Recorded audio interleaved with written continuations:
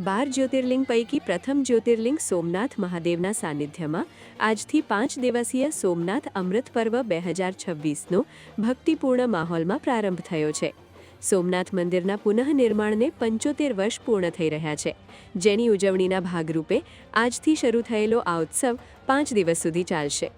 આ દરમિયાન વિવિધ ધાર્મિક આયોજનો સાથે અનેકવિધ કાર્યક્રમો યોજાશે.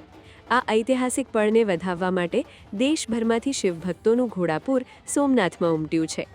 અમૃત પર્વના ભાગરૂપે મંદિરની યજ્ઞશાળામાં 51 ભૂદેવો દ્વારા પાઠાત્મક અતિરુદ્રનો પ્રારંભ કરાયો છે.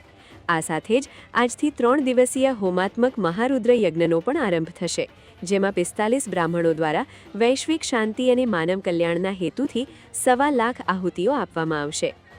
આ ઉત્સવના અંતિમ દિવસે એટલે કે 11મી મેના રોજ મંદિરના શિખર પર 11 પવિત્ર તીર્થોના જળથી કુંભાભિષેક કરવામાં આવશે. હાલમાં સોમનાથ મહાદેવના વિશેષ શણગાર અને આ દિવ્ય માહોલથી સમગ્ર પ્રભાસ ક્ષેત્ર શિવમય બન્યું છે.